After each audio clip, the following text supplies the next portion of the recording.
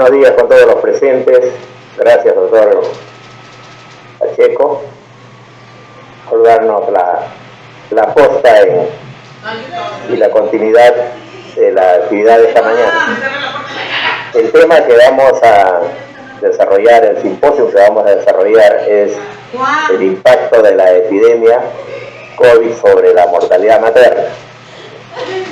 Como todos sabemos, el COVID es un problema mundial. Que no le esté invitando. Es un problema de salud pública. Oye, es una cualquiera. Y es un desafío a la ciencia médica y a la humanidad. La Juana ha ido aquí a visitar.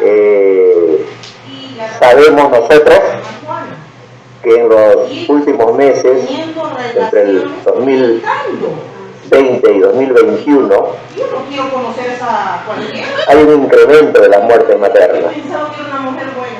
Y hay un incremento a propósito de los casos de COVID-19. Nuestros indicadores en el Perú y en muchos países de la región habían mejorado. Sin embargo, hoy es expresión de preocupación y nos genera dificultad para avanzar hacia las metas y objetivos del desarrollo sostenible al 2030. Por lo que se hace necesario identificar el problema, proponer estrategias para su mejor manejo y actualizar nuestros protocolos. En este orden de idea, como moderador de esta sesión, está el doctor Erasmo Huerta Tachino, quien es médico ginecobstetra, egresado de la Universidad Nacional Mayor de San Marcos en pre y posgrado, profesor asociado de la Universidad Nacional Mayor de San Marcos en la Cátedra de Ginecología y Obstetricia, médico asistente del Servicio de Medicina Fetal del Instituto Nacional Materno Perintán y miembro titular de la Sociedad Peruana de Obstetricia y Ginecología. Actualmente el doctor Huerta Tachino, para orgullo de todos los ginecobstetras, de todos nosotros, actualmente es nuestro representante mundial ante el colectivo de medicina fetal. Adelante, doctor Erasmo Huerta.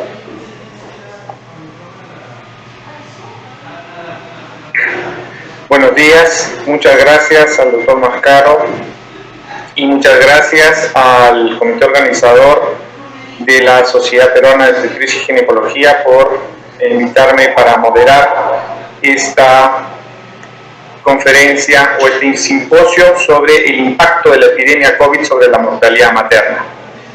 El primer tema a exponer es COVID severo en el embarazo y estará a cargo del doctor Mauricio La Rosa de los Ríos. El doctor Mauricio La Rosa es médico egresado de la Universidad Peruana Cayetana Heredia, especialista en ginecología y obstetricia del Hospital de Pensilvania, de la Universidad de Pensilvania en Filadelfia, Estados Unidos. Fue especialista en medicina materno-fetal por la Universidad de Texas, en Estados Unidos. Es también docente de la Universidad Peruana Cayetana Heredia y médico materno-fetal de la Clínica Angloamericana, y es miembro asociado de la Sociedad Peruana de Obstetricia y Ginecología. Doctor La Rosa, tiene usted 20 minutos. Muy buenos días, mi nombre es Mauricio La Rosa, soy médico materno-fetal y voy a estar haciendo la presentación sobre COVID severo en el embarazo. Quiero agradecer a la sociedad por la invitación y es un placer estar con ustedes el día de hoy. Para empezar, no tengo ningún conflicto de intereses. Vamos a hablar sobre el COVID en la gestante, en el obstétrico, sobre todo en la parte severa. Y durante los primeros meses, tomó muchos meses poder identificar a la mujer gestante y la gestación por sí sola como un factor de riesgo para hacer enfermedad severa. Como podemos ver en este artículo publicado en junio del año pasado, eran muy pocos se hizo una revisión sistemática y los artículos publicados tenían números bien pequeños de pacientes gestantes y lamentablemente tomó mucho tiempo poder hacer identificar que ese era un factor de riesgo para esa enfermedad severa. En abril nosotros publicamos uno de los primeros artículos con respecto a el hecho de que la mujer gestante podía presentar enfermedad severa. Esta era una paciente que tenía diabetes no controlada y estaba a las 33 semanas de embarazo. Como pueden ver, había una enfermedad bastante extensiva y nuestro artículo llamó la atención a nivel de las diferentes sociedades internacionales y con respecto a la posibilidad de enfermedad severa y a la posibilidad de transmisión vertical.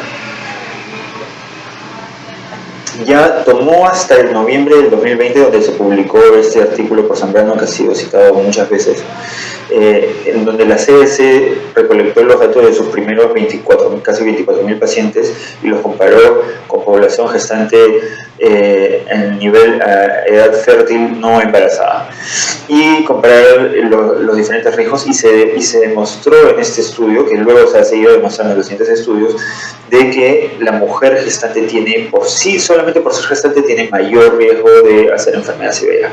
Y esto, aún ajustando por diferentes variables o diferentes factores, la mujer gestante tiene 3 veces mayor riesgo de ser admitida a cuidados intensivos comparado a la mujer no gestante. Como podemos ver, una mujer gestante con COVID tiene aproximadamente un 10% de ellas van a tener que estar en cuidados intensivos. Cuando vemos con más detalle, vemos que lo mismo ocurre con la ventilación mecánica, aproximadamente casi 3 veces mayor riesgo de ventilación mecánica en población gestante con no gestante.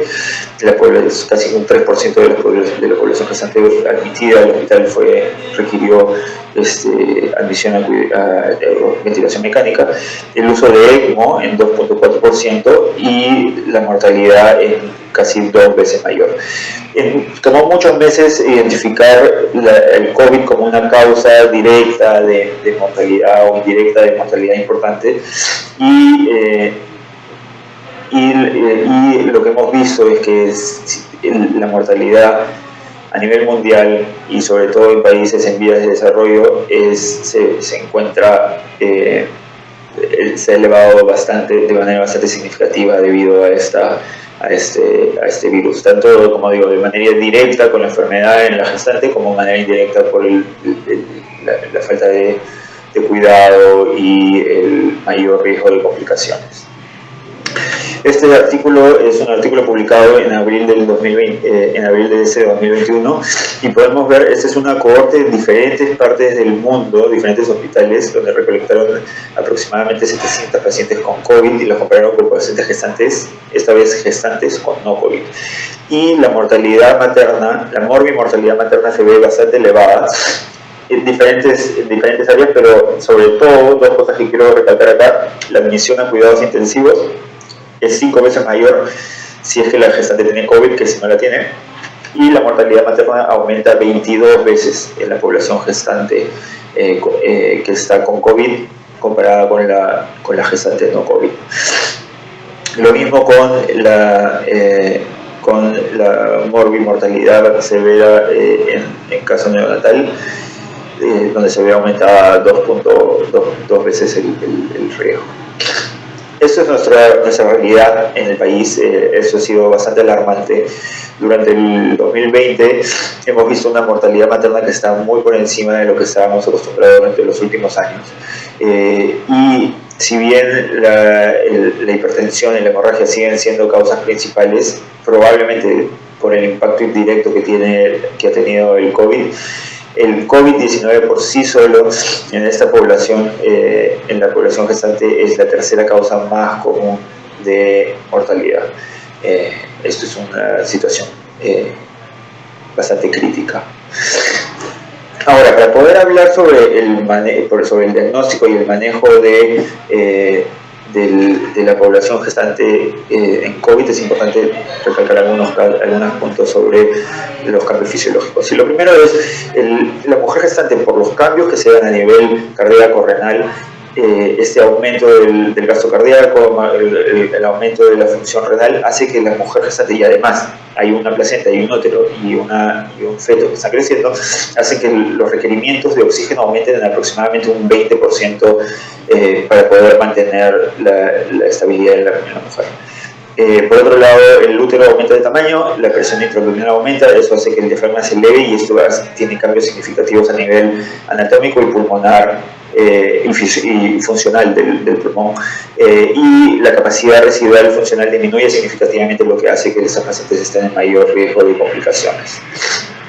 Ahora, como podemos ver, el útero aumenta de tamaño y eso hace que el diafragma se eleve y tiene cambios anatómicos a nivel torácico, pero lo más importante a nivel pulmonar, función pulmonar, sabemos que la gestación aumenta el volumen tidal.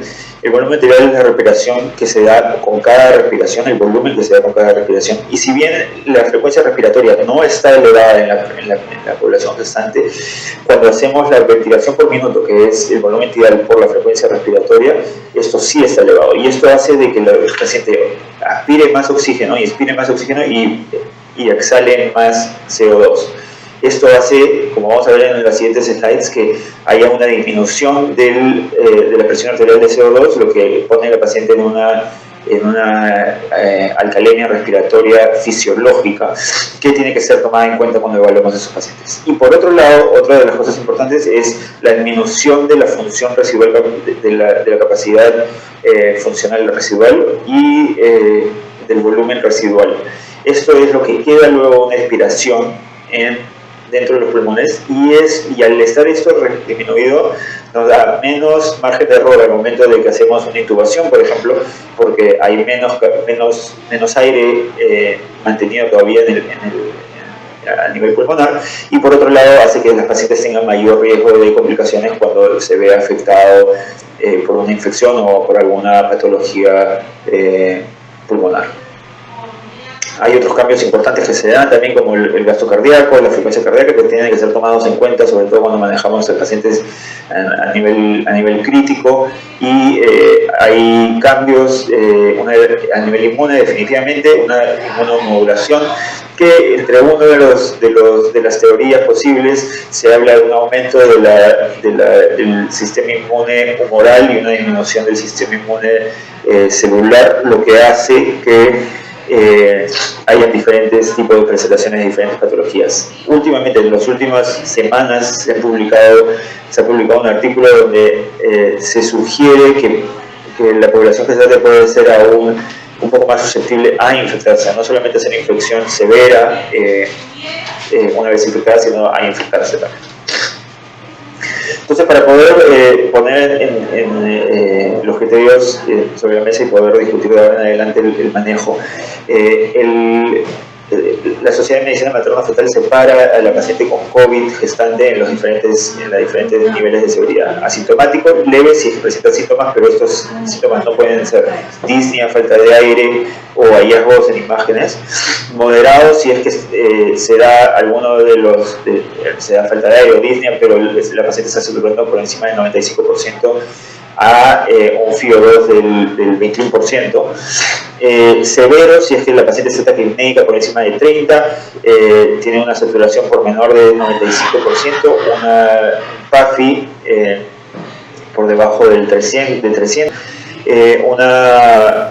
o más del 50% del daño pulmonar, y crítico si es que hay daño multiorgánico, shock, ventilación mecánica o canal de alto flujo. Entonces, cuando hablamos de paciente gestante hospitalizado, es muy importante que este sea un manejo multidisciplinario, donde está el ginecólogo obstetra, está el infectólogo, el intensivista, si hay un médico materno-fetal, el médico materno-fetal, para que se dé un manejo de excelencia y mejorar al máximo las opciones que tiene la paciente y el feto. Cuando hablamos del manejo de enfermedad severa y crítica, no hay muchos cambios que se dan a nivel de enfermedad a comparación de una población no gestante, excepto algunos datos que lógicamente son importantes. Uno es que tenemos que contar, al momento de hacer el manejo, tenemos que tomar en cuenta los cambios fisiológicos que ocurren en la mujer gestante, que hay un feto que necesita ser monitorizado si está en una edad gestacional viable.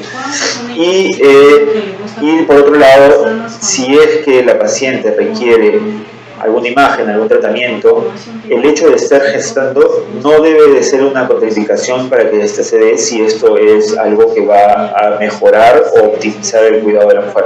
Esto ya sea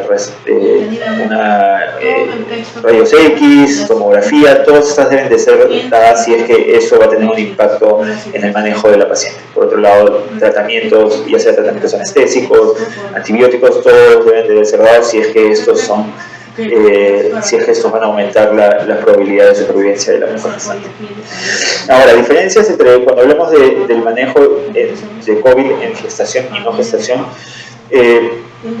los requerimientos, a diferencia de la población no gestante, los requerimientos en la mujer gestante aumentan, entonces la saturación debe estar por encima del 95% con una presión arterial de oxígeno por encima del 70 milímetros de mercurio.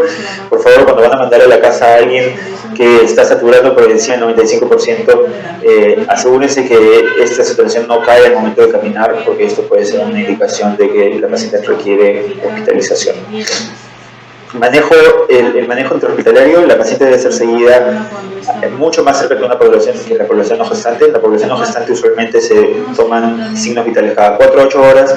En la población gestante se debe hacer de 2 a 4 horas en casos severos y lógicamente en casos críticos. Si no se puede hacer una evaluación continua, que sea de cada 1 o 2 horas.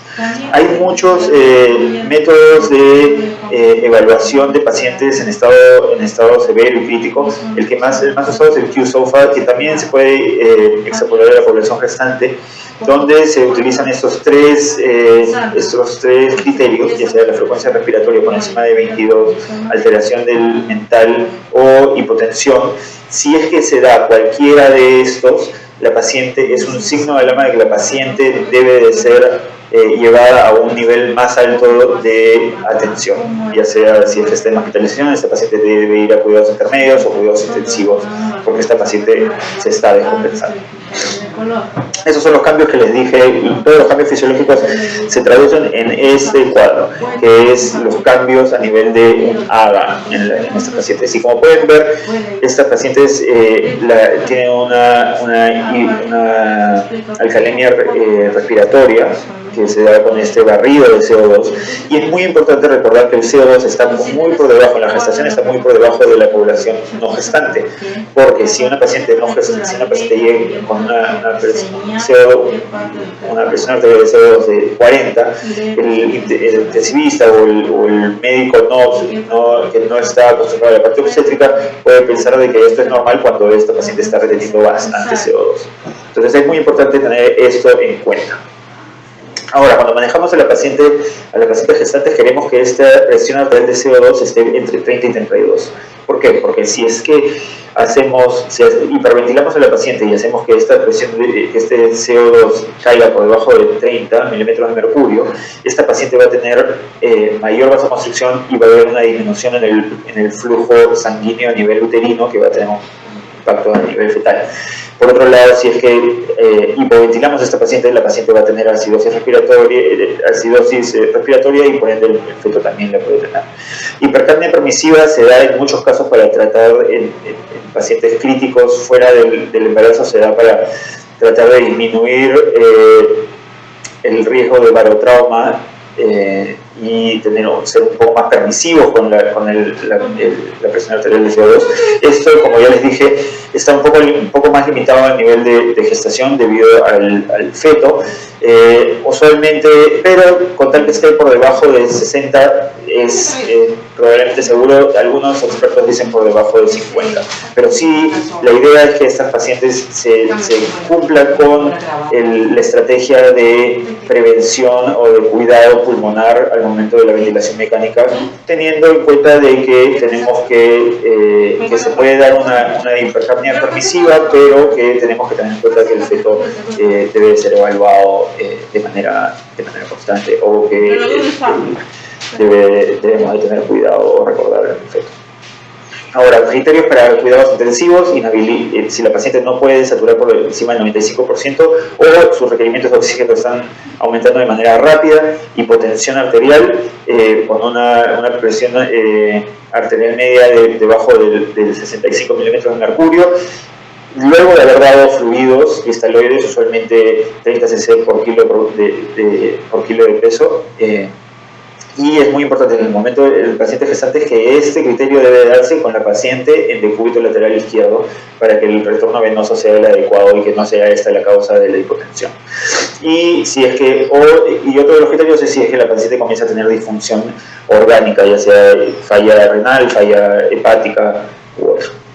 Criterios para intubación: si es que la paciente está requiriendo más de 15 litros, si es que está requiriendo más de 40-50 litros por minuto en cánula de alto flujo, si es que está con una máscara de Venturi con un FiO2 por encima del 60% y no está saturando, no está manteniendo su saturación, o si la paciente está teniendo cambios a nivel sensorial y esto hace de que sea difícil de proteger, no se puede asegurar la protección de la vía aérea. Con respecto a intubación en la gestación, hay algunos cambios importantes que se deben de discutir. Uno es que hay cambios a nivel de flujo sanguíneo en las vías respiratorias altas. Como ya les expliqué, hay diferentes cambios a nivel pulmonar, pero estas pacientes tienen un mayor riesgo de complicaciones al momento de la intubación. Entonces se debe de tener en cuenta que estas pacientes tienen un vaciado gástrico lento, por lo cual estas pacientes se debe de primero preoxigenar al 100%, por lo menos 5 minutos antes, para poder crear que este volumen residual que ya está disminuido esté con el mayor porcentaje de oxígeno posible. Luego hacer una secuencia rápida donde se induce el paciente y se le da el paralítico y se intuba por la persona más experimentada, y luego la maniobra del Celix. Como ya les dije, hay una disminución en el vaciado gástrico, entonces al momento se presiona el cricoides para evitar de que haya una aspiración del contenido gástrico en el caso de la paciente vómite. Pronación: la pronación se da en casos de falla aguda pulmonar, síndrome de distrés respiratorio agudo severo, y en caso de COVID también hay un aumento en la ventilación, en la oxigenación en estos pacientes, y el embarazo no debe ser una contraindicación. La paciente se debe de colocar, hay formas de poder colocarlas muy bien descritas de cómo colocar para que el feto pueda seguir siendo monitorizado y la paciente pueda estar en pronación. Que quede muy claro, el posparto, ya sea un parto vaginal y sobre todo una cesárea, no es una contraindicación para pronación. Las contraindicaciones para pronación son cirugías mayores, estamos hablando de cirugías extensas. Este no es el caso de la cesárea, y la paciente no debe de ser pronada si esa es la indicación, aunque haya tenido una cesárea horas antes. Con respecto a la ventilación mecánica, mucha de la información que tenemos sobre cómo es el manejo de la ventilación mecánica en COVID severo o crítico es el mismo que es extrapolado del manejo de síndrome de distrés respiratorio agudo severo, en donde tenemos que tener un balance entre el volumen tidal que le damos al paciente, el PIP, no ir ni muy bajo, que puede hacer que colapsen los alvéolos, ni muy alto, que puede causar barotrauma, y el FiO2, para evitar daño a nivel pulmonar, que puede ser no solamente a corto plazo, sino también a largo plazo. Una de las cosas importantes que debemos recalcar es que la presión plató, que es esa presión luego de la inspiración y justo antes de comenzar a expirar en la paciente, que es un número muy importante en el cuidado crítico de pacientes no gestantes y gestantes también. Usualmente lo que dicen las guías es que esa presión debe ser mantenida por debajo de 30 centímetros de agua. Esto en la población gestante, debido a los cambios fisiológicos que se dan, el tórax, el compliance del tórax disminuye, y esto hace de que tengamos un poco de margen de error y podamos llevarlo hasta 35 máximo, pero siempre teniendo en cuenta los otros parámetros. Este es un resumen de lo que ya les he explicado. Y con respecto al tratamiento farmacológico, hay algunos medicamentos que han mostrado disminución de mortalidad en COVID en pacientes con enfermedad severa crítica. Esto es, por ejemplo, la dexametasona. La dexametasona, el estudio Recovery demostró que si se da 6 miligramos, ya sea vía oral o endovenosa, diario por 10 días, esto disminuía la mortalidad en población gestante, sobre todo si es que debe de ser dado también, pero si es que además se quiere dar maduración pulmonar, lo que se puede hacer es dar de manera intramuscular 6 miligramos 2 veces al día los primeros 2 días y luego completar con 1 vez al día los 10 días. Remdesivir se utiliza en Estados Unidos, acá no está disponible, pero se da en pacientes que están con saturación, están con enfermedad severa o enfermedad crítica, con saturaciones debajo del 95%, y en esto es compatible con el embarazo, al igual que los anticuerpos monoclonales. Antibióticos deben ser dados si son indicados, la gran mayoría de ellos son compatibles con el embarazo, sobre todo si fracción acitromicina da una buena cobertura y son compatibles con el embarazo. Respecto al tocilizumab, hay estudios que demuestran alguna eficacia en pacientes COVID severos.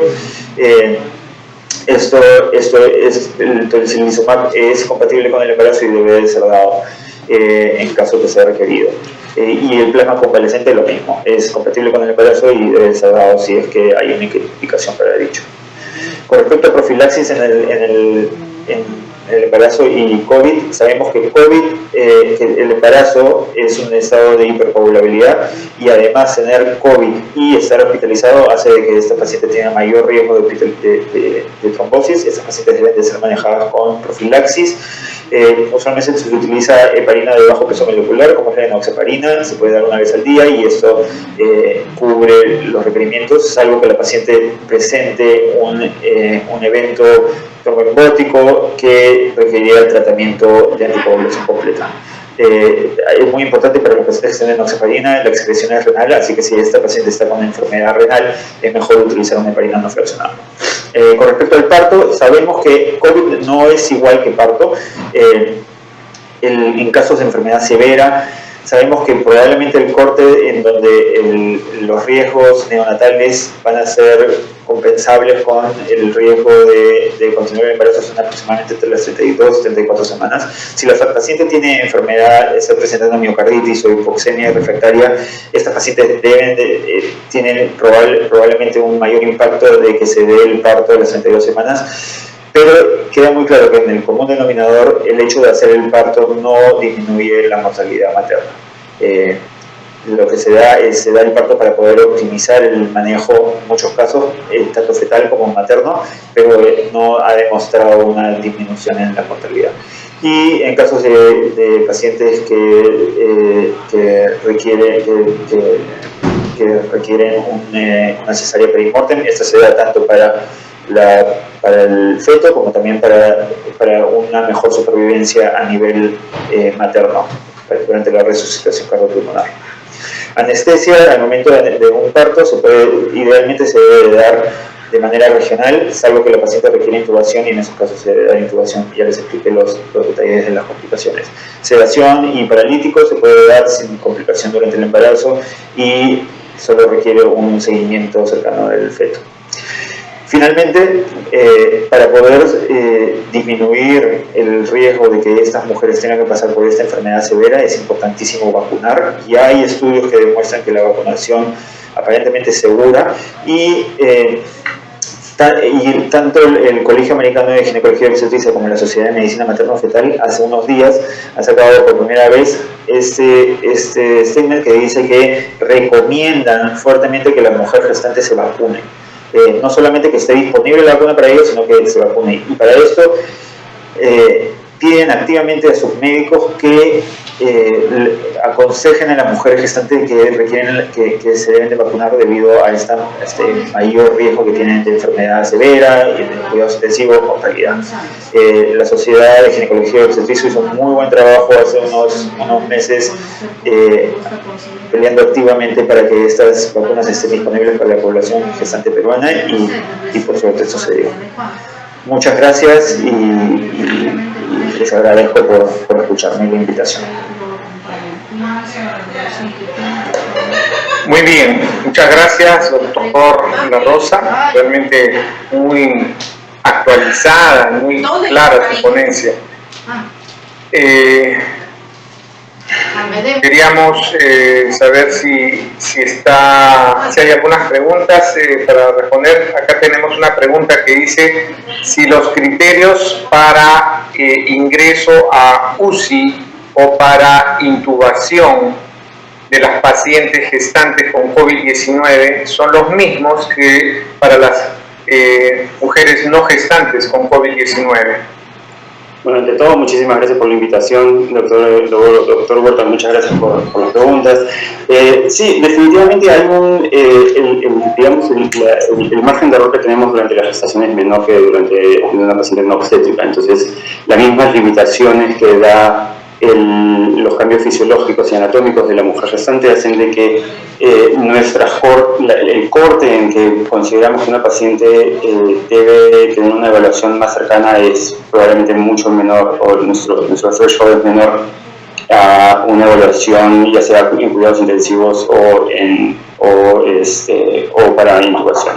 Y esto se da sobre todo por los parámetros que son importantísimos, no solamente por el feto, sino también por la madre, por el aumento de esta situación catabólica que ocurre durante la gestación, que es importante poder compensar esto con ya sea desde el punto de vista cardiovascular como también respiratorio.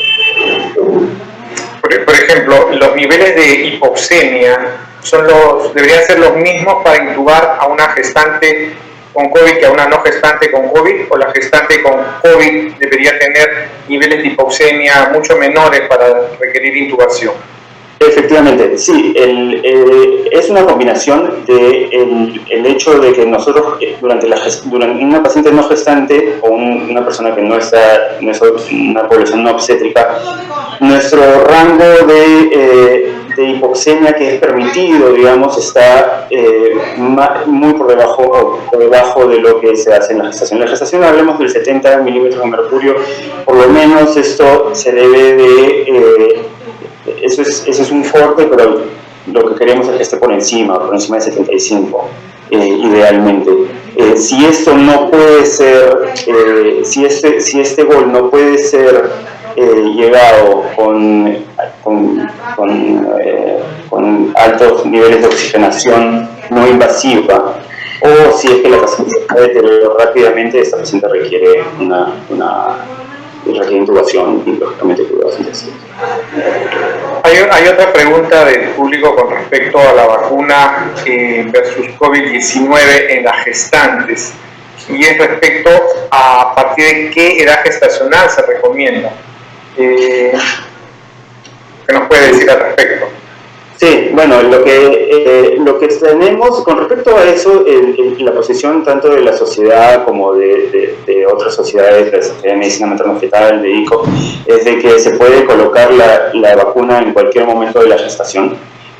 Sabemos que las pacientes por ser gestantes, van a tener mayor riesgo de complicaciones y se debe recomendar en cualquier momento del embarazo. Lógicamente se debe tener en cuenta la información actual, en la que muchos de los casos públicos han sido vacunaciones que se han ocurrido en el segundo o tercer trimestre, y donde sabemos que con los datos actuales aparentemente es bastante segura, y el grado de exposición que tiene la paciente. Es diferente hablar con una paciente que es personal de salud, que está expuesta muchísimo al COVID-19, con otra persona que no tiene mucha exposición, en las que podemos poner sobre la mesa los diferentes riesgos y de esta manera poder aconsejar a la paciente. Pero básicamente, en resumen, no hay una edad gestacional que sea una contraindicación para la vacuna. La vacuna se puede dar en cualquier momento.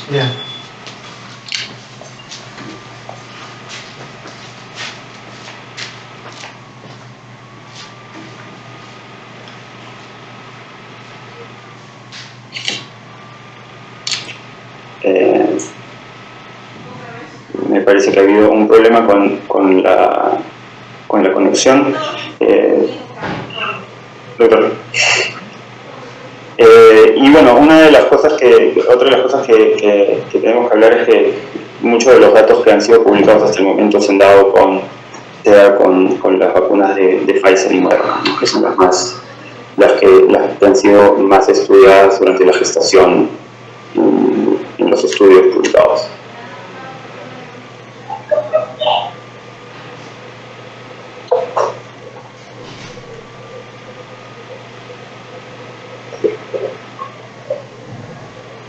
Muy bien, creo que si no hay otra pregunta podemos continuar con la siguiente ponencia.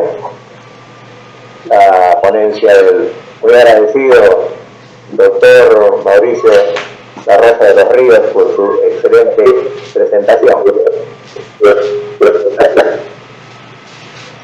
Continuamos entonces con la presentación del doctor Enrique Guevara Ríos. El doctor Enrique Guevara Ríos es secretario general de la Sociedad Peruana de Obstetricia y Ginecología, director del Instituto Nacional Materno Perinatal, ex Maternidad de Lima, coordinador del proyecto FIGO-SPOC, docente de la Facultad de Medicina de la Universidad Nacional Mayor de San Marcos y fellow del American College de Ginecología y Obstetricia, ACOG. Vamos entonces adelante con la presentación del doctor Enrique Guevara. Buenos días con todas y con todas. Voy a presentar el tema de manejo de gestantes con COVID severo en el Instituto Nacional Materno Perinatal. En primer lugar, quiero agradecer a la Sociedad Peruana de Obstetricia y Ginecología permitirme estar con ustedes en esta Jornada Internacional de Obstetricia y Ginecología. Yo declaro que no tengo ningún conflicto de intereses y mi contenido básicamente va a hablar sobre el contexto de la pandemia por COVID-19, muy brevemente. Luego veremos la atención de gestantes con COVID en el Instituto Nacional Materno Perinatal y veremos cómo nos hemos organizado para la atención de justamente de estas pacientes y las conclusiones finales. En la actualidad, al 9 de agosto del 2021, tenemos casi 209.676.613 casos confirmados de COVID y 4.400.284 casos de muertes a nivel mundial. En el Perú, esta enfermedad también ha generado grandes daños. Tenemos un total de casos de 2.133.812 casos de COVID positivos al 15 de agosto de este año y han fallecido 197.393 personas en el Perú. Cuando vemos la relación del embarazo con las Américas, de acuerdo a este dato del CLAP, vemos que uno de los países que más muertes maternas, que más casos de COVID durante el embarazo han tenido es el Perú, fíjense, 46.524. Sin embargo, el número de funciones, a pesar de que ha sido alto, 114, ha tenido una tasa de letalidad de 0.25%. ¿Y qué es lo que hemos visto a través desde que empezó esta pandemia? Cuando llegó al Perú acá el 6 de marzo, hemos visto que a la semana 12 aparecieron los primeros casos de gestantes, ¿no?, con infección, gestantes o puérperas con infección por COVID. Y fíjense ustedes que en los meses de agosto a septiembre son los meses que mayor cantidad de casos hemos tenido, entre la semana 27 a la semana 40. Y de ahí ha empezado un descenso gradual, ¿no?, hasta el fin de año, y luego a partir del primer trimestre de 2021 nuevamente un pequeño repunte, pero para luego disminuir en el segundo trimestre del año. Entonces, esto es más o menos lo que ha pasado en el Perú en relación a las gestantes y puérperas con infección por COVID, que es lo que probablemente ha pasado en casi todos los hospitales del país. Cuando uno revisa hasta el 14 de junio cuántas gestantes hemos tenido, fíjense, hemos tenido 40.814 gestantes en el año 2020 y en el 2021 10.953. O sea, y de las zonas que mayor infección de gestantes con COVID han tenido ha sido Lima, mire, con 13.002 casos en el año 2020 y en el 2021 2.420. Y la segunda región que más casos ha tenido ha sido Piura, que en el año 2020 tuvo 3.087 casos y en el año 2021 660 casos. Estamos hablando de esto casi al primer semestre del 2021, exactamente el 14 de junio del 2021. Y si esto lo relacionamos con la muerte materna, nosotros hemos tenido grandes avances en la disminución de muerte materna a través de los años. Sin embargo, pese a que el 2019 fue el año con menor número de muertes maternas en la historia del Perú, 302 casos, lamentablemente en el 2020 hubo un incremento de 26.2%, esto es 439 casos, 439 casos que se compara casi igual, como ustedes pueden ver, al año 2012. O sea, se ha retrocedido prácticamente 8 años de un trabajo muy intenso que se ha hecho para disminuir la muerte materna.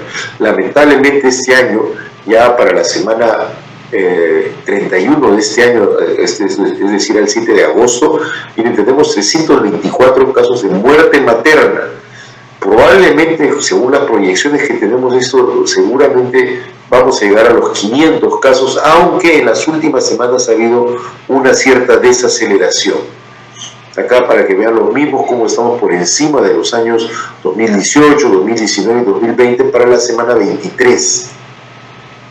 Y algo que es muy importante es que en el 2019 la primera causa de muerte materna fue la hemorragia y luego los trastornos hipertensivos, en el año 2020 fue los trastornos hipertensivos en primer lugar, en segundo lugar la hemorragia, pero miren que el tercer lugar lo ocupó la enfermedad por COVID-19. Esto es algo que hay que resaltar, porque en el 2021, justamente a la semana 24, miren, la primera causa de muerte materna es justamente la enfermedad por COVID, 41.2%, esos son 96 casos de muerte materna por COVID. El año pasado tuvimos 71 casos por COVID, o sea, en todo el año, y este año ya van 96 casos a la semana 24. Y queda en segundo lugar la hemorragia obstétrica y en tercer lugar los trastornos hipertensivos del embarazo. Entonces, esto es algo que debe llamarnos mucho la atención. De acuerdo a este marco que he presentado, ¿qué ha pasado en el Instituto Nacional Materno Perinatal? Que ya le faltan 4 años ya para cumplir el bicentenario, porque fue fundado el 10 de octubre de 1826, gracias al decreto supremo emitido por Hipólito Unanue. Su misión es dar atención especializada, altamente especializada a la mujer en salud sexual y reproductiva y al neonato de alto riesgo, desarrollando investigación, tecnología y docencia a nivel nacional. Miren, este es un cuadro en el que yo quiero presentarles para que ustedes vean cómo ha sido el número de atenciones que tenemos en el servicio de emergencia a través de los años, desde el 2005 hasta el 2020. En el 2016 fue uno de los años que más casos tuvimos de atendidas, con casi 53.000 atendidas, y esto es por el incremento de las pacientes con el Seguro Integral de Salud, luego disminuyó a 53.000 y cada año ha ido bajando. Algo que sí nos llamó bastante la atención es que el año pasado, con la pandemia, bajara a 40.644. Probablemente esto obedece a que las pacientes han tenido mucho temor de acercarse a la emergencia de los hospitales debido a la pandemia. Por otro lado, cuando uno ve el número de partos, más o menos el número de partos entre 17.000 a 18.000 partos, habiendo cifras muy bajas como en el 2011, pero fíjense que igual que el número de atenciones y atendidas en el 2015, llegamos a tener 21.605 partos y en el 2016 21.968. De ahí en adelante ya ha ido bajando el número de partos. Igual también, como ustedes pueden ver, el número de partos por vía vaginal y el número de cesáreas. El porcentaje de cesáreas el año pasado ha sido de un 40%, mucho más bajo que en los últimos años, miren, 45% que estábamos en los años anteriores. Esta es la atención mensualizada que hemos tenido desde enero del 2020 a junio del 2021 sobre el número de atendidos y atenciones en la emergencia. Fíjense, usualmente nosotros atendíamos más o menos 4.000 gestantes mensualmente, pero a partir del mes de mayo hubo una disminución muy marcada, de la cual hasta ahora no nos hemos recuperado. Fíjense, hasta junio de este año solo hemos llegado a 3.000 atendidas nada más de gestantes en el servicio de emergencia, cuando usualmente teníamos aproximadamente 4.000 gestantes. ¿Qué está pasando con 1.000 gestantes que no se están atendiendo en el Instituto Nacional Materno Perinatal? Y esto se ha mantenido así constante durante todos estos años, durante estos meses, perdón. Ahora, cuando nosotros vemos el número de pruebas positivas que hemos ido tomando durante todo este periodo de la pandemia en el Perú, que empezó en marzo, el primer caso que nosotros hemos tenido caso de una gestante o puérpera con COVID ha sido el 4 de abril. De esa época, miren, 4 de abril, se ha ido incrementando el número, y justo coincide esto con lo que pasaba a nivel nacional, que en los meses de agosto, septiembre y octubre son los meses donde ha sido mayor el incremento de gestantes con COVID. Y de ahí ya a partir de noviembre empieza una baja y luego en diciembre. Ahora, esto podría tener dos explicaciones, quizás porque en esta temporada nosotros hemos estado tomando básicamente la prueba rápida y haciendo el diagnóstico con el IgM. A partir de noviembre ya hemos empezado a tomar la prueba antigénica y miren cómo disminuye el número de casos de pruebas positivas de gestantes. A números bastante bajos, como ustedes pueden ver. Hubo una leve incremento entre los meses de febrero, marzo, como que más o menos ha coincidido con la segunda ola, pero de ahí en adelante, a partir de abril, muy pocos casos hemos tenido hasta el 30 de junio.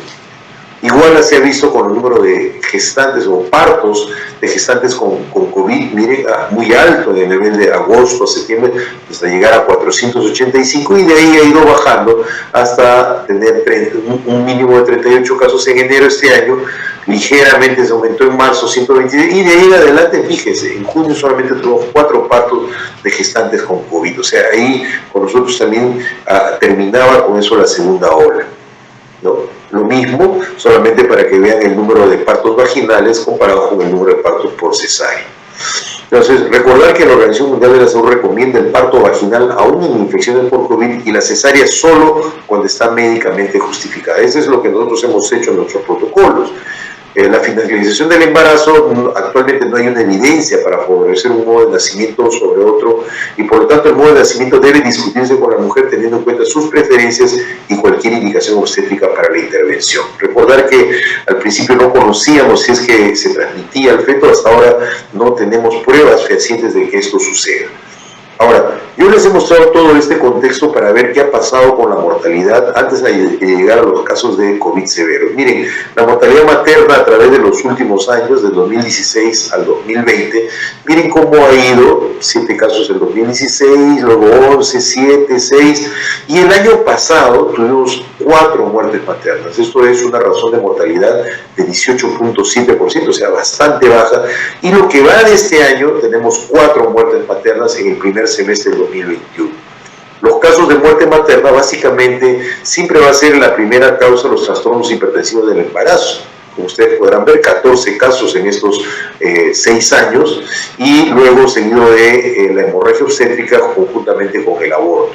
Sin embargo, el año pasado, acá en rojo se marca este año, en el primer semestre, sí hemos tenido un caso de una gestante que ha fallecido justamente por el COVID. El año pasado los diagnósticos han sido básicamente eclampsia, preeclampsia, atonía uterina y una ruptura uterina o una hemorragia.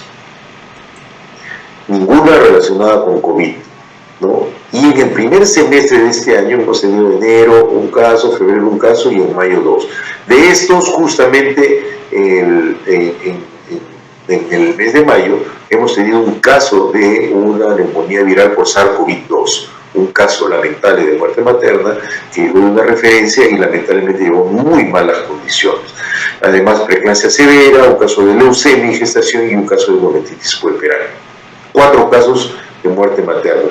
Ahora veamos los casos que hemos tenido de morbilidad materna extrema. Fíjense, estos son los números de casos de morbilidad materna a través de todos los años, un máximo que hemos tenido en el 2016, y de ahí ha ido bajando, por lo menos de 300 casos, y el año pasado se tuvieron 204. De estos 204, siempre, en estos periodos, siempre la primera causa es el problema de la preeclampsia. El año pasado, de 204, hubieron 127 casos de morbilidad materna extrema, siempre la preeclampsia a la cabeza, y solamente de todos estos casos, 8 casos fueron detectados también con COVID. 8 casos, que fue el 4%. De estos 8 casos, 6 estuvieron asociados con preeclampsia, 1 con aborto séptico y una gestante que tenía taquicardia supraventricular. De estos casos, en realidad, lo que yo quisiera llamar la atención es que estaban entre 20 y 34 años, no había ninguna mujer menor de 20 años ni mayores de 24 años.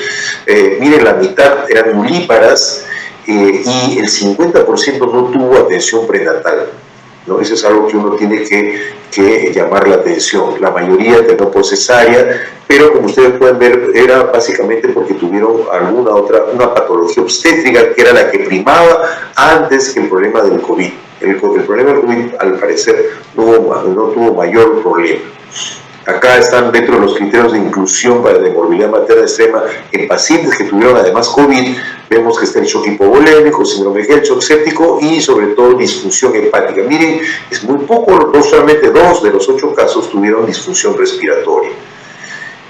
De estas pacientes, que justamente estas 8 pacientes ingresaron a UCI, pero ninguna con estos criterios para ingreso a UCI por el problema del COVID, o sea, por la disfunción respiratoria. Y el manejo del COVID, el manejo de la UCI, lo que se hizo básicamente es el manejo de la patología, ¿no? Realizar el monitoreo, siempre el oxígeno, en algunos casos se debió usar corticoides, tocilizumab y sobre todo el tratamiento antibiótico. Acá están los 6 casos de preeclampsia con COVID. Básicamente los problemas eran la preeclampsia, el síndrome Gel, falla hepática, un caso de falla vascular con atletismo placentario, un embarazo gemelar con falla hepática y falla de coagulación, y un caso también de falla hepática, vascular y shock hipovolémico. Todo esto de preeclampsia acompañados de COVID. Hubo un caso también de aborto séptico con COVID, que tuvo injuria renal y falla hepática, y una taquicardia supraventricular con COVID. Todas ellas con morbilidad materna extrema no tuvieron mayor problema y evolucionaron favorablemente. Pero miren, la diferencia que ha habido en el primer semestre de este año es que tuvimos 59 casos, ya vamos a ir terminando, y de estos 59 casos siempre la primera causa es de preeclampsia. Pero acá sí tuvimos 13 casos de los 59 con COVID, y de los 13 casos, 6 fueron con prueba molecular y 7 fueron por diagnóstico radiológico. Recordad que los hallazgos radiológicos más comúnmente encontrados son consolidación, imagen en vidrio despulido, en distribución periférica y en las zonas inferiores con un involucramiento bilateral, mientras que el derrame pleural es poco común, ¿no? Entonces, eso es lo que hace el diagnóstico. Igual también se le tomó una tomografía a los pacientes y se vio también ese patrón en vidrio despulido y un patrón en crazy paling, así como consolidados. En estas 13 pacientes, miren, la mayoría también fue de 20 a 34 años, ninguna paciente menor de 20 años, pero sí llama la atención que de 9 de ellas fueron nulíparas, ¿no? Sin atención prenatal, más números, 7 casos, 53.8%, la mayoría terminó por cesárea, en 2 casos no terminó el embarazo porque eran embarazos todavía muy del primer trimestre, y la principal disfunción, como ustedes pueden ver, fue la disfunción respiratoria, ¿no?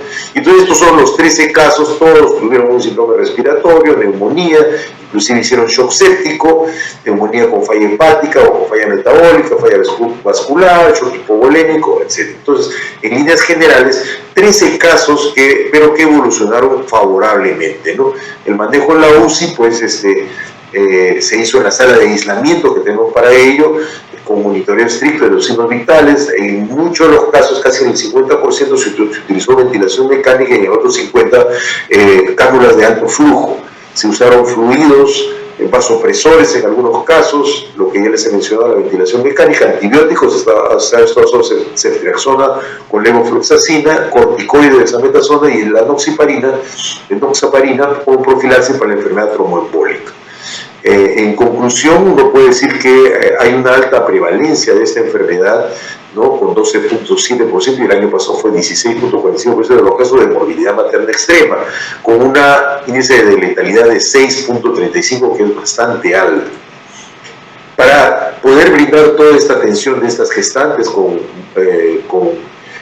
COVID severo, se ha hecho una serie de flujogramas que ha dependido mucho de cómo hemos ido conociendo. Este es un primer flujo de marzo, luego en mayo del 2020 y ahora en mayo del 2021 también hemos tenido que cambiar, ya que ya se dispone de una unidad de cuidados intensivos que nos permite el manejo de las pacientes COVID. Fíjense todas las resoluciones directorales que se han tenido que tomar y toda la organización desde emergencia para la atención de pacientes con COVID, centro obstétrico, centro quirúrgico está dividido también en pacientes COVID y pacientes no COVID, y se tuvieron inicialmente hasta 3 servicios de hospitalización de aislamiento. En la actualidad solamente tenemos uno que tiene 28 camas y hay una UCI con 5 camas para gestantes con COVID y también una UCI neonatal con 4 camas para algunos posibles recién nacidos con COVID. Fíjense, acá está todo en emergencia, cómo se ha tenido que preparar todo el personal, todas las salas de parto, miren con estas como máscaras que separan y que no permiten la difusión de los aerosoles, también estas camillas de transporte, la sala de UCI, que era nuestra UCI materna, tuvo que ser cambiada a UCI COVID, y en general todo el personal ha tenido que estar con los equipos de protección personal. Nos ha ayudado mucho que desde el inicio de la pandemia hemos podido hacer la teleconsulta, tenemos un flujograma que nos ha permitido hasta la actualidad casi atender más de 6.000 pacientes. Miren, y últimamente se ha creado a través del CONCITEC un grupo de investigación, justamente el Instituto, una app prenatal que permite hacer justamente la teleconsulta, ¿no? Fíjense, más de 7.000 teleconsultas de gestantes. En conclusión, podemos decir que el primer caso de COVID con gestación se detectó el 4 de abril de 2020 y al 31 de diciembre ya se habían detectado 5.637 gestantes o puérperas con COVID. Y en el primer semestre de este año se han detectado 855. La gran mayoría de pacientes obstétricas con COVID son asintomáticas, ¿no? Y el 60% de ellas no tuvieron ninguna complicación obstétrica. Todas las gestantes fueron atendidas en las salas de aislamiento, en las salas de hospitalización, en centro obstétrico, en sala de operaciones. De las gestantes con COVID-19 que tuvieron parto, 31% fue por cesárea en 2020, pero esto se incrementó a 43% en el primer semestre.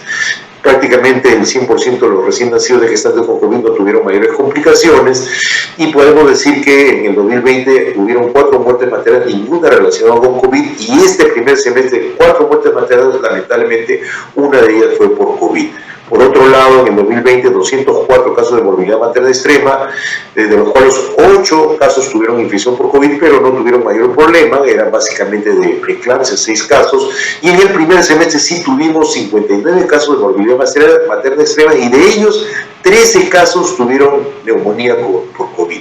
6 con prueba molecular y 7 con diagnóstico radiográfico. Todos ellos evolucionaron favorablemente. Nos hemos tenido que organizar para poder brindar la mejor atención a las pacientes. Prácticamente se implementó todo el hospital, la mitad del hospital es para COVID y la otra mitad para no COVID, y se ha continuado brindando atención a través de la teleconsulta, inicialmente de forma virtual y en la actualidad es mixta, ¿no? Así que eso es lo que yo les quería presentar, la experiencia que hemos tenido para el manejo de las gestantes con COVID severo en el Instituto Nacional Materno Perinatal. Yo les agradezco muchísimo por su atención y estaré atento a las preguntas que ustedes pudieran hacer. Muchas gracias.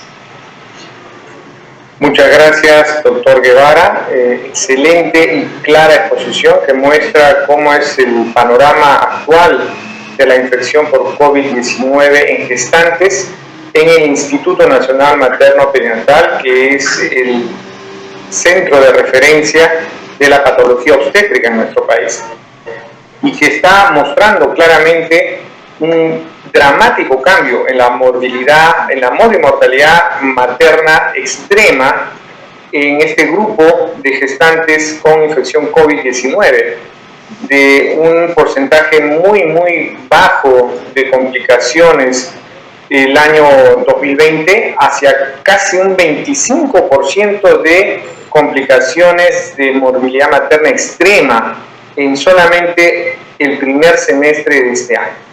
Entonces, habría que empezar a buscar un poco las causas de esto, y una de las probables explicaciones podría ser la aparición de estas nuevas cepas como la Delta, que tienen una mayor contagiosidad y una mayor probabilidad de hacer infección grave y morir.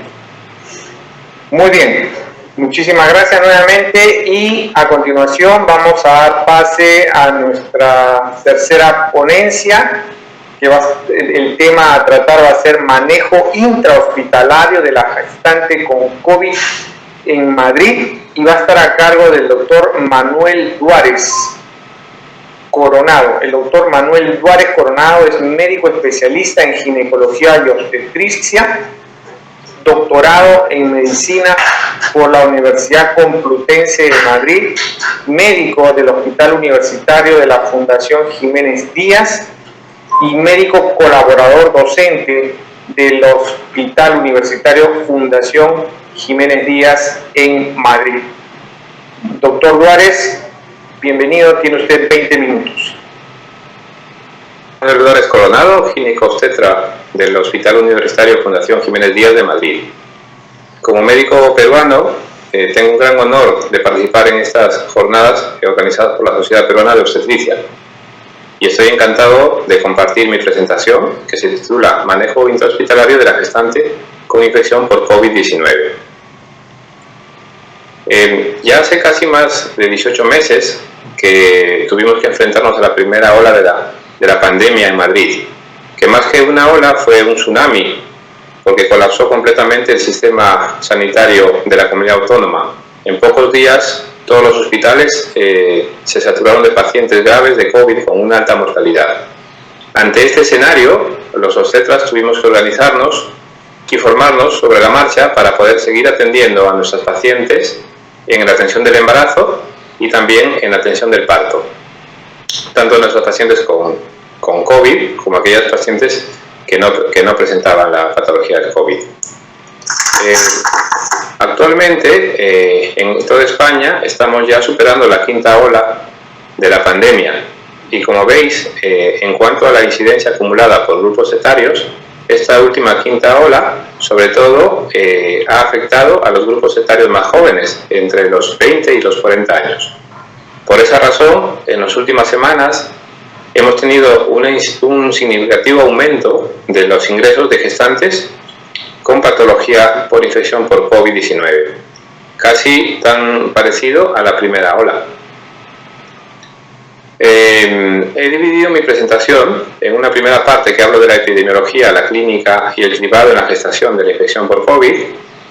Luego me voy a centrar en el manejo clínico y tratamiento propiamente dichos, y finalmente voy a hablar de la atención del parto en esas pacientes con infección por COVID.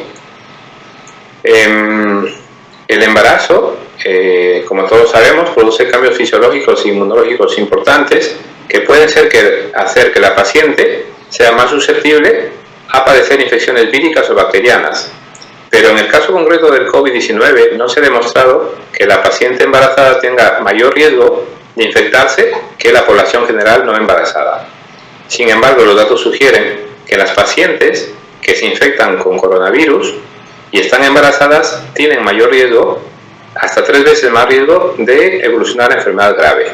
Pueden evolucionar a enfermedad grave, pueden requerir UCI o tratamiento de oxigenoterapia mediante membrana extracorpórea, e inclusive tienen mayor riesgo de muerte materna.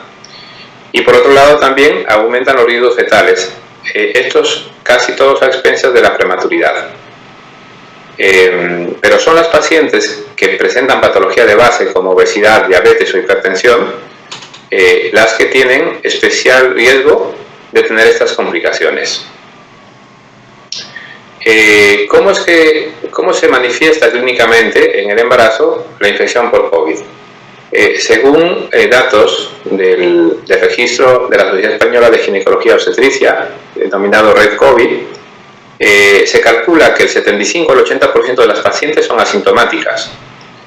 Y en las pacientes sintomáticas, que son la mayoría de ellas presentan la tos y la fiebre como los síntomas más frecuentes, con un 72 y 53% respectivamente.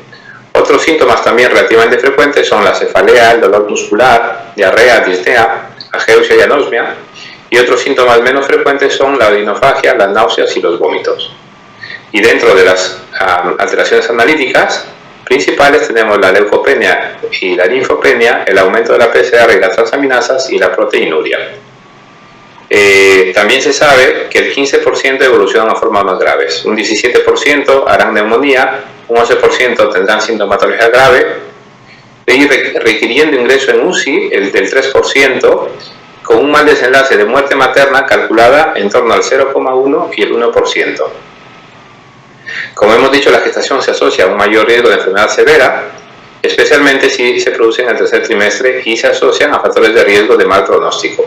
Se ha calculado en un estudio que la mortalidad materna se incrementa con un OR de 2,85 frente a mujeres no embarazadas de la misma edad. En cuanto a las complicaciones materno-perinatales, aunque el virus podría tener un efecto directo en la placenta y el feto, no aumenta la tasa de abortos. Tampoco se ha demostrado que aumente la incidencia de efectos congénitos. La principal complicación fetal es la prematuridad, con tasas que pueden alcanzar hasta el 17%. Según datos de la red española Red COVID, ellos encuentran una prematuridad del 10,5% en gestaciones menores de 32 semanas.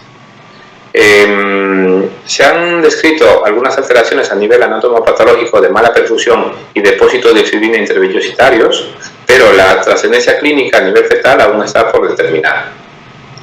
En cuanto al cribado que realizamos nosotros en las pacientes asintomáticas que ingresan al hospital por diferentes motivos, de acuerdo al departamento de epidemiología, pues hacemos un cribado sistemático en todas esas pacientes. Podemos dividirlas en dos grupos: las pacientes que tienen un ingreso programado y las pacientes que ingresan por urgencias o por inicio de parto. En aquellas que tienen un ingreso programado se les hace una PCR 2 o 3 días antes, y en el momento del propio ingreso se hace un antígeno. Y en los pacientes que ingresan de forma urgente, en el mismo momento del ingreso se hace la determinación de PCR en toma de muestra de la mucosa faríngea.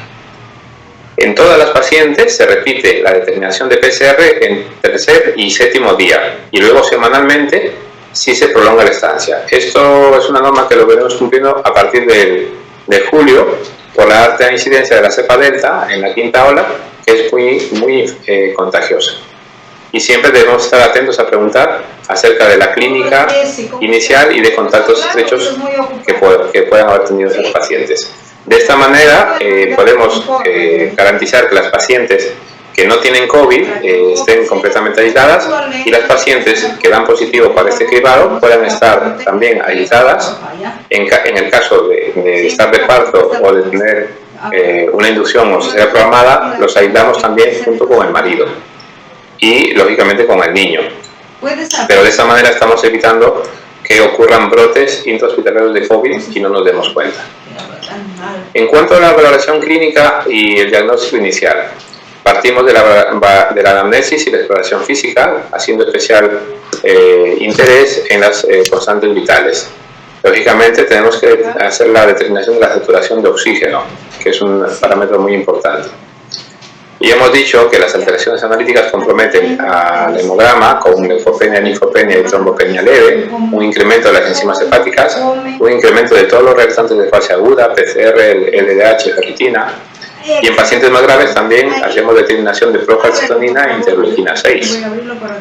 Las pruebas de imágenes se basan fundamentalmente en la placa de tórax. La placa de tórax, que muchas veces es reemplazada por la ecografía pulmonar en el propio box de urgencias a pie del paciente, con lo cual se agiliza mucho el diagnóstico. En algunas situaciones tenemos que realizar un TAC torácico que se puede hacer con protección radiológica cuando sospechamos otro tipo de complicaciones. Los estudios microbiológicos incluyen la PCR y o el antígeno, y se pueden descartar también, si es temporada de gripe, una PCR para gripe o cultivos si sospechan sobre infección bacteriana. Y no olvidarnos que el control obstétrico corre a cargo del obstetra de guardia, que hará la exploración obstétrica mediante ecografía y o registro cardiotocográfico de acuerdo a la edad gestacional, para garantizar que el bienestar fetal esté conservado. Ahí cortamos para que los niños tengan solamente... En todos estos niveles de valoración siempre tenemos que cumplir estrictamente con el protocolo de protección y utilizar el equipo de protección individual en cada momento para evitar contagiarnos. Pasamos al... Pero como no todo es COVID, tenemos que estar atentos al diagnóstico diferencial. Sobre todo nosotros en temporada de gripe tenemos que descartar la neumonía por gripe estacional.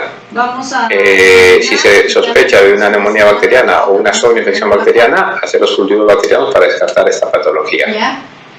En algunas circunstancias, el COVID se manifiesta como un síndrome de preeclampsia light, con algunas alteraciones clínicas y analíticas parecidas. En este caso es de mucha utilidad determinar los marcadores angiogénicos. El ratio SGLT1 PIGF nos ayuda a diferenciar estos dos diagnósticos, ya que la proteinuria estaría presente en ambas patologías. Me gustaría también si pueden pasar. Pero ¿cuáles son los criterios de ingreso para determinar que la paciente se queda hospitalizada? En primer lugar, en pacientes que tienen fiebre alta persistente, mayor de 39,5 grados, que la fiebre por sí misma es perjudicial para el embarazo, y también en pacientes con infección leve pero con factores de riesgo de mal pronóstico, esas pacientes se quedan en observación durante 24 a 48 horas. Las pacientes que tienen criterios de ingreso obstétricos, como podría ser una amenaza de parto pretérmino o una ruptura prematura de membranas, ingresan a cargo del servicio de obstetricia en la unidad de alto riesgo. Y las pacientes con criterios de infección moderada, que son las pacientes que hacen neumonía con una PCR mayor de 7, una linfopenia importante, ferritina y LDH elevadas, se ingresan en la unidad, en la planta COVID o en la unidad de cuidados intermedios respiratorios a cargo de neumología. Y en aquellos pacientes con criterios de infección grave, como puede ser una bronconeumonía bilateral grave, distrés respiratorio del adulto, sepsis, shock séptico, enfermedades tromboembólica venosa o complicaciones cardíacas o neurológicas del COVID, estos pacientes ingresan directamente en la UCI, en la unidad de cuidados intermedios respiratorios o en la UCI. En los pacientes que no tienen ninguno de esos criterios de ingreso, que son la mayoría, gracias a Dios, la paciente es dada de alta con las principales recomendaciones de reposo domiciliario, control de temperatura en casa, antitérmicos como el paracetamol, hidratación adecuada y dosis profilácticas de heparina durante 10 días. El aislamiento tiene que cumplirse estrictamente en el domicilio, por lo cual la consulta de control se hace de forma telefónica y se adecúan las citas presenciales en caso de ser necesarias para que pueda la paciente cumplir su aislamiento y no propagar la enfermedad. Este es un resumen ya del manejo clínico y tratamiento que realizamos en las pacientes con infección por COVID que quedan ingresadas en el hospital, es decir, pacientes con enfermedad moderada a severa. Son 4 los principales pilares del tratamiento. En primer lugar, el soporte ventilatorio, el uso de corticoides, la heparina de bajo peso molecular y el antibiótico a criterio médico. También hablaremos de las terapias de uso compasivo, que son la terapia inmunomoduladora con tocilizumab y la terapia con antivirales, en este caso el remdesivir. El soporte ventilatorio, bueno, antes de nada decir que este manejo se sustenta en un equipo multidisciplinar que está conformado por neumólogos, intensivistas, médicos obstetras de medicina materna, neonatólogos e infectólogos. El soporte ventilatorio tiene como objetivo mantener la saturación de oxígeno por encima del 92%. De esta manera se previene la hipoxemia, tanto materna como fetal. Los corticoides de elección es la metilprednisolona, y en caso de requerir maduración pulmonar lo cambiamos a dosis equivalentes de dexametasona. La heparina de bajo peso molecular para evitar los eventos tromboembólicos que están aumentados por la infección por el COVID y que ya estaban incrementados también por el embarazo. No olvidar que debemos en todo momento seguir con nuestra monitorización de bienestar fetal y de dinámica uterina. Y 12, sí. Veamos pues el soporte ventilatorio. El sistema NECO está a cargo de neumología en nuestro hospital. Lo he dividido en cuatro tipos de oxigenoterapia. El primer escalón terapéutico, que es el más sencillo, es la oxigenoterapia convencional. Esta es la oxigenoterapia que se realiza con gafas nasales o con Ventimax a diferentes concentraciones de FiO2. El segundo nivel estaría en aquellas pacientes que necesitan oxigenoterapia de alto flujo con cánula. Estas se realizan en la unidad de cuidados intermedios respiratorios. Se necesita mayor protección porque estos flujos generan aerosoles que son muy contagiosos. El tercer nivel sería aquellas que necesitan presión positiva, sistemas de presión positiva como el CPAP. Estas son pacientes que están clínicamente muy disnéicas, con gran signos de gran trabajo respiratorio y que son candidatas a pasar a UCI para ventilación mecánica invasiva. Este es el cuadro que utilizamos en nuestro hospital, en donde se mide los niveles de gravedad según las necesidades de soporte ventilatorio. Están en primer lugar las pacientes que se manejan en planta COVID, que son las que tienen oxigenoterapia convencional, desde las gafas nasales hasta el Ventimax con diferentes FiO2. Se subdivide a su vez en A1 A2, según el FiO2 esté a 0,4 o entre 0,4 y 0,6, y en nivel A3 si es mayor de 0,6. Los pacientes que van a la UCI, que es la unidad de cuidados intermedios respiratorios, necesitan sistemas de alto flujo. A su vez se dividen en tres grupos, N1, N2 y N3. El primero con un flujo menor de 30 litros por minuto, el segundo cuando se requiere más de 30 litros por minuto, y el N3 cuando se requiere CPAP. Y a su vez los que van a la UCI con ventilación mecánica se dividen en R1 cuando tiene una PAFI mayor o igual de 200, R2 cuando la PAFI es menor de 200 y R3 cuando a esto se suma sepsis o falla multiorgánica. Estos niveles nos ayudan luego al tratamiento farmacológico. Como hemos dicho, el pilar de tratamiento farmacológico son los corticoides. Se utilizan a diferentes dosis. Si se trata de una paciente en estadio 1, o sea, con niveles muy bajitos de oxigenoterapia, se utiliza a la dosis convencional. Se necesita para empezar el tratamiento que por lo menos haya pasado 5 días desde el inicio de los síntomas. La metilprednisolona es el fármaco de elección, o la dexametasona en dosis equivalentes si se necesita la maduración pulmonar del feto. Si estamos hablando de una paciente con un estadio superior de A2, es decir, con una necesidad mayor de 0,4 de FiO2, preferimos usar dosis más altas de inducción, con metilprednisolona de 250 a 500 miligramos en bolo intravenoso durante un máximo de 3 días y luego se continuará con la dosis estándar. Y en un tercer escenario sería aquellas pacientes que fallan al tratamiento con tocilizumab y que se puede dar como dosis de rescate, dosis única de 250 a 500 miligramos de metilprednisolona. En cuanto a la duración de tratamiento, según datos de nuestro propio hospital, existe una mejora importante en la mortalidad cuando usamos pautas prolongadas, por lo que se recomienda una pauta oral descendente lenta al menos 2 semanas después del alta. En cuanto a la profilaxis antitrombótica, la recomendación de la Sociedad Española de Trombosis y Hemostasia y también de la Sociedad Española de Ginecología es utilizar dosis profilácticas ajustadas al peso. Si se trata de pacientes que han estado hospitalizadas, al alta se debe continuar por un mes de profilaxis en el domicilio. Y en pacientes que son dadas de alta ya en el tercer trimestre, se debe valorar, sobre todo si tiene otros factores de riesgo, mantenerla hasta el parto y 6 semanas posparto, o sea, durante todo el puerperio.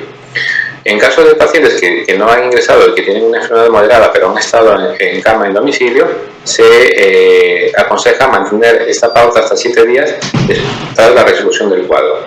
Y en casos de pacientes asintomáticas o muy leves, embarazadas asintomáticas o con clínica muy leve, se recomienda 10 a 14 días de tratamiento. El tratamiento antibiótico que hemos mencionado está a criterio médico y se utiliza en caso de infiltrado alveolar importante, leucocitosis con neutrofilia o una procalcitonina elevada, mayor de 0,5. Utilizamos cefalosporina de tercera y cuarta generación, ceftriaxona, ceftazidima o cefepime.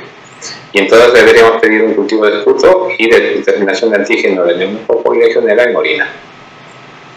Respecto a la terapia inmunomoduladora con tocilizumab, dado que tenemos buenos resultados en el hospital en pacientes con requerimientos relativamente bajos de oxígeno, se estableció en un primer momento utilizarlos en estadio A1. Pero, dada la rápida progresión de la enfermedad en algunos pacientes, se acepta su uso hasta el estadio A2. Se tiene que cumplir dos de los siguientes criterios para usarlos: una ferritina o un dímero D mayor de 1000 en progresión, una PCR mayor de 10 en progresión o una interleuquina mayor de 40 al ingreso. Si de estos cuatro se cumplen por al menos dos criterios y no hay contraindicaciones para su uso, podemos utilizarlo en monodosis de 400 a 600 miligramos en función del peso de la paciente, y como es un uso compasivo, debido a que no existen grandes estudios de seguridad, la paciente tiene que firmar el consentimiento informado para aceptar su uso. En cuanto al tratamiento antiviral, en la primera hora de la pandemia usamos muchos pacientes este fármaco, lopinavir y ritonavir. Desgraciadamente se demostró que no tenía ninguna eficacia clínica, por lo que se dejó de usar rápidamente. El que demostró eficacia es el remdesivir, que sí que demuestra que inhibe la replicación del virus. Es una pauta que dura 5 días en total, fue aprobado por la Comisión Europea en julio de 2020, y la Asociación Española del Medicamento recomienda su uso en aquellas pacientes hospitalizadas pero con bajo requerimiento de oxígeno. Obviamente nunca en pacientes que estén en ventilación mecánica o en ECMO. Se tiene que individualizar el tratamiento, tienen que ser pacientes que cumplan todos los siguientes criterios: infiltrado pulmonar, oxígeno de bajo flujo y un máximo de 7 días de síntomas, no más allá de 7 días.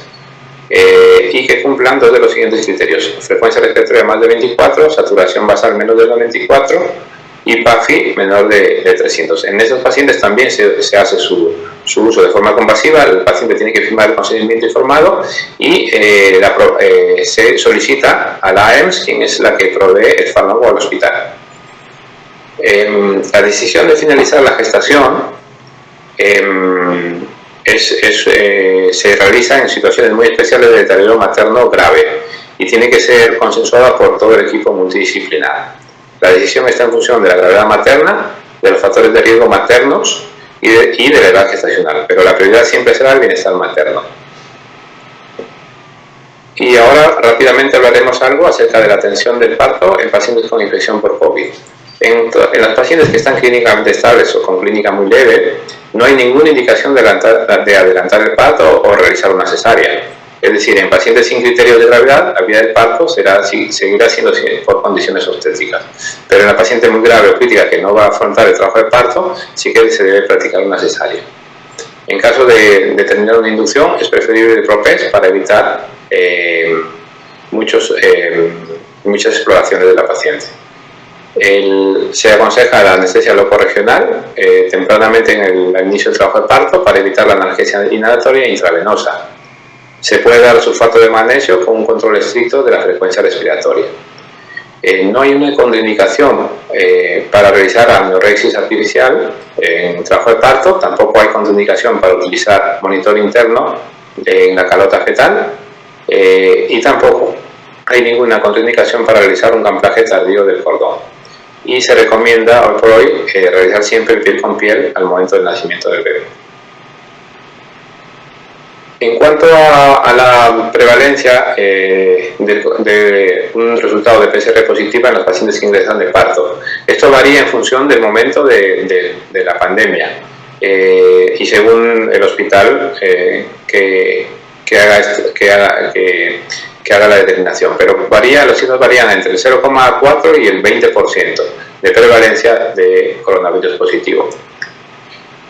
Como hemos dicho, la gran mayoría de pacientes están asintomáticas, hasta un 88% de pacientes están asintomáticas en el momento del parto.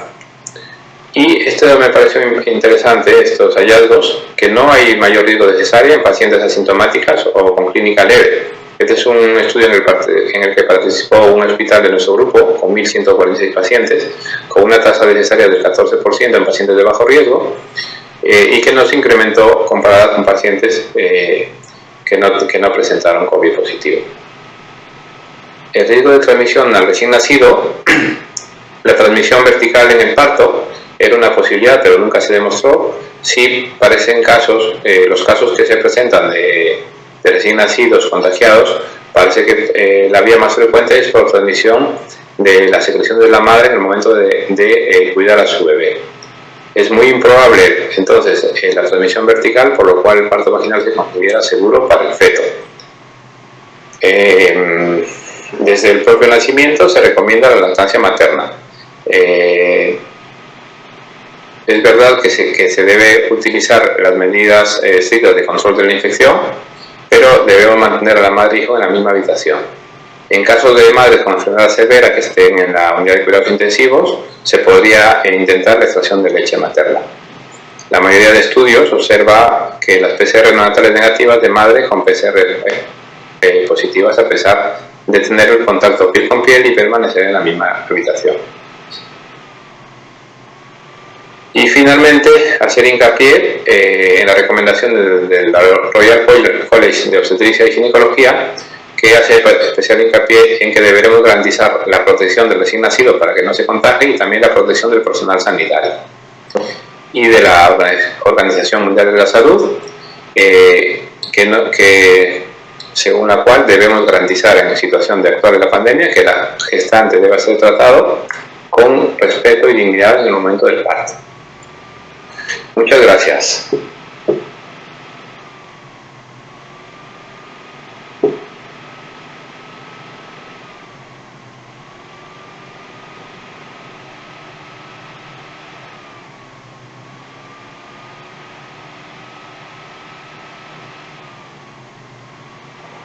Doctor Huerta, disculpe, tiene el micrófono apagado.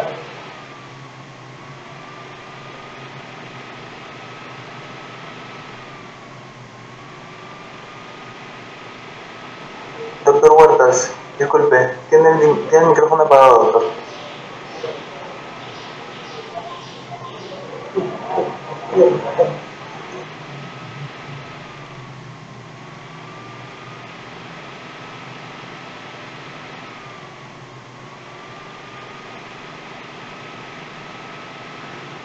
Muchas gracias, doctor Juárez, por su brillante presentación, muy actualizada. Quería agradecerle también por su tiempo, sabemos la diferencia horaria con España. Quería hacerle un par de preguntas. Una es con respecto a los marcadores angiogénicos, para diferenciar entre este síndrome de preeclampsia light en pacientes con COVID-19 y una verdadera preeclampsia. Si no contamos con estos marcadores angiogénicos, ¿es posible hacer esta diferenciación?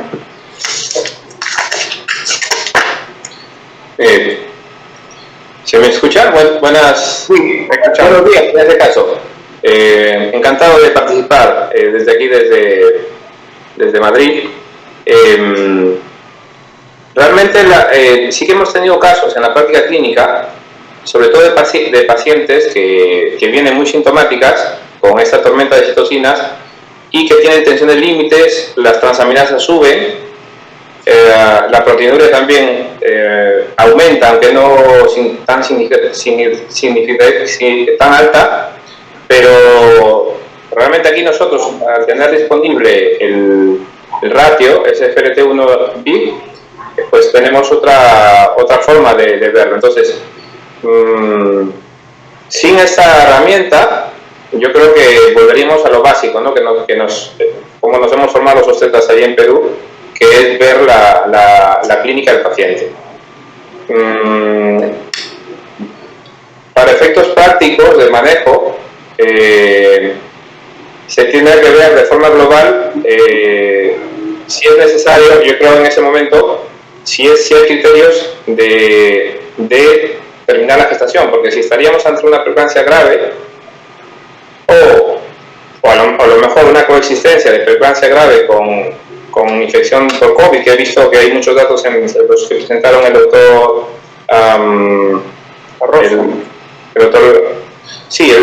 los datos estadísticos de la maternidad de Lima, presentaron Ibarra.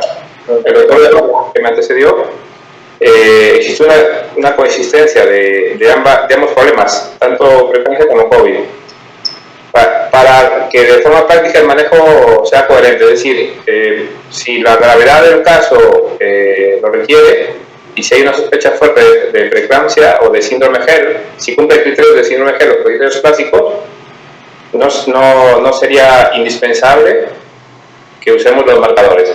La proteinuria, o sea, lo que hemos visto, digamos, en casos de COVID, es que se elevan las transaminasas, pero no tanto. Es una elevación leve, generalmente menos de 100, y la proteinuria, que también lo da, pero también con rangos bajos. Es decir, a lo mejor en 24 horas a lo mejor tenemos entre 300 y 500, que está ahí en ese límite. Esos casos a lo mejor tienen baja sospecha de preeclampsia. Pero si el cuadro es florido de preeclampsia, con un síndrome GERD que cumple todos los criterios, y además tenemos el resultado positivo del COVID en FORTIS, tendríamos que pensar que es un caso de COVID más o preeclampsia más COVID, y en función de eso planificar el manejo obstétrico. Perfecto. Entonces, ante la duda, lo mejor es tratar como preeclampsia. Ante la duda, sí. Otra pregunta es con respecto a la utilización de enoxaparina o anticoagulantes profilácticos en las gestantes con COVID-19. ¿Usted recomienda que se utilice esta terapia en toda gestante con COVID-19 hospitalizada o solo en los casos graves? Toda paciente que cumpla el criterio de ingreso,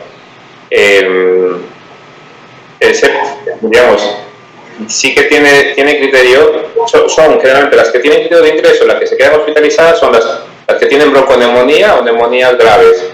La excepción sería la paciente que tiene una neumonía leve o una infección leve, pero que tiene factores de riesgo, que a veces lo dejamos en observación.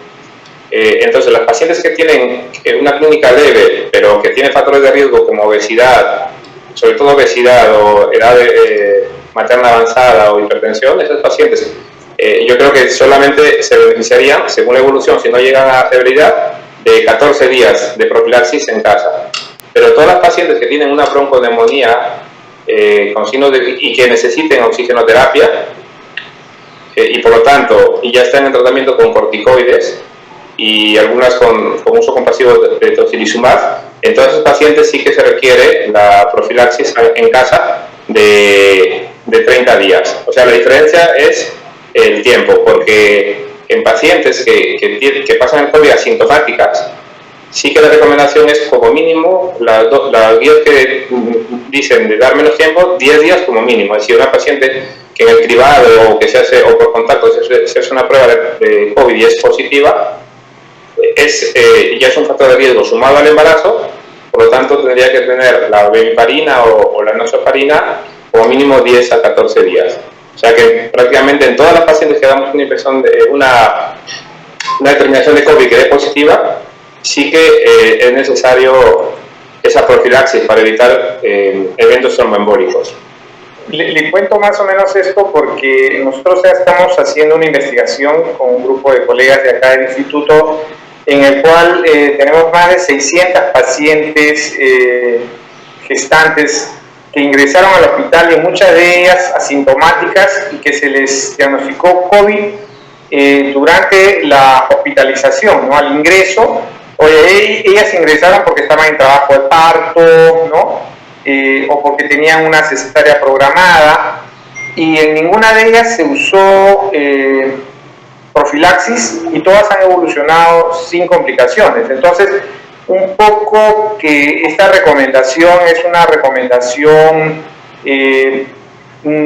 basada, digamos, en recomendaciones de expertos más que en evidencia publicada, o es lo contrario. A mí una de las cosas que me llamó mucho la atención, porque yo me he formado como obstetra en la Universidad Cayetano Heredia hace como 20 años, y es verdad que nosotros no damos nunca profilaxis antitrombótica, ni siquiera en una cesárea con factores de riesgo, una mujer obesa o mayor de 35 años. Entonces, Cuando vine aquí a Europa, se hacía mucho hincapié y se daba, para mi opinión, a lo mejor en exceso, no muy libremente, una heparina pinchada. Y entonces, claro, yo una de las cosas, que eso es una opinión mía, que pienso es que quizás, y eso no sé si está estudiado, tenemos factores protectores raciales o demográficos que nos hacen distintos a ver esos efectos, porque yo en la práctica clínica allí nunca vi pacientes puérperas que hayan hecho patología en el puerperio, o sea, que tengan patología de riesgo de eventos tromboembólicas. En cambio aquí sí es más frecuente verlos. Entonces, eso por un lado. El otro tema de las recomendaciones que tenemos aquí, que son de la Sociedad Española de Trombosis y Hemostasia y de la SEGO, se hace también en base a otros estudios que ya de por sí son muy permisivos. Si uno ve en las pacientes, por ejemplo, tenemos una cesárea programada, pero la señora tiene más de 35 años, ya sería un factor de riesgo la cesárea y la edad. Y esa señora se va a su casa con heparinas. Y en el COVID, claro, cuando se hizo el estudio, se lo puso al inicio como un factor de riesgo más, el tener COVID, junto con los demás. Como todo en la pandemia, no hay estudios grandes que tengamos una evidencia tan fuerte, ¿no? de nivel tipo A. Es decir, es un estudio, no hemos tenido tiempo de hacer un diseño de estudio que nos pueda permitir decir que a lo mejor estamos sobre tratando, ¿no? Pero es verdad que sí que hemos tenido eventos importantes, han habido casos importantes de tromboembolias que probablemente han condicionado mucho el uso digamos, más liberal de la tromboprofilaxis y en general el uso más liberal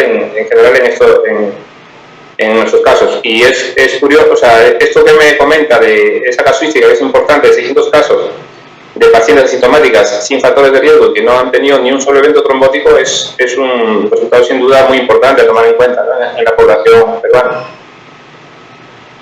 Excelente, doctor. Hay una última pregunta del público que es acerca de, en España, ¿desde qué semana de gestación colocan la vacuna? Se ha cortado. ¿Aló, me escucha? Sí, ahora lo escucho perfectamente. Sí, perdón. Hay una pregunta del público que dice, en España, ¿desde qué semana de gestación colocan la vacuna? Eso es una cosa importante, ha sido una discusión importante para nosotros también. En España, oficialmente, el Ministerio se pronunció en junio recomendando la vacunación a partir del segundo trimestre.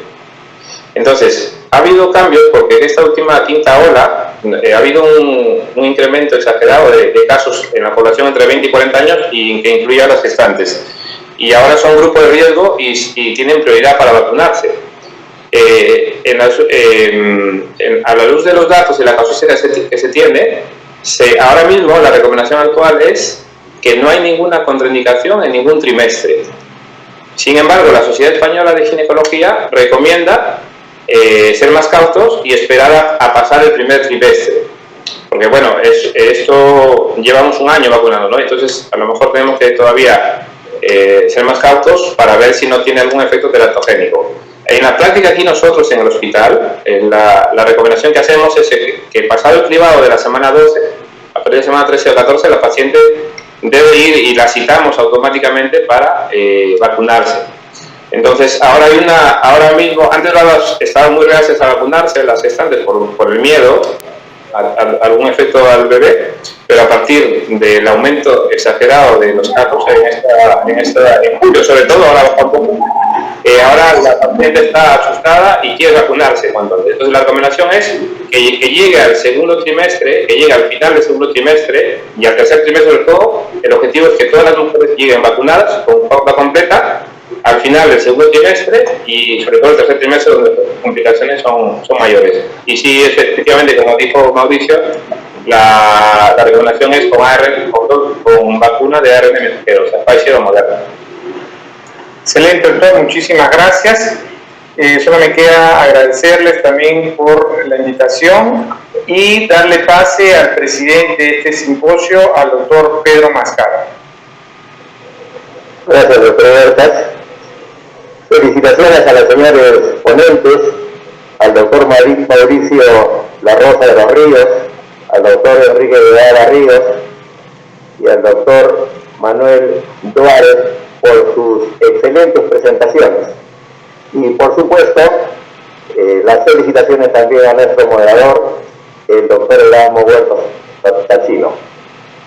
Gracias a todos los colegas por su participación, por su presencia, y tengan todos ustedes muy buenos días.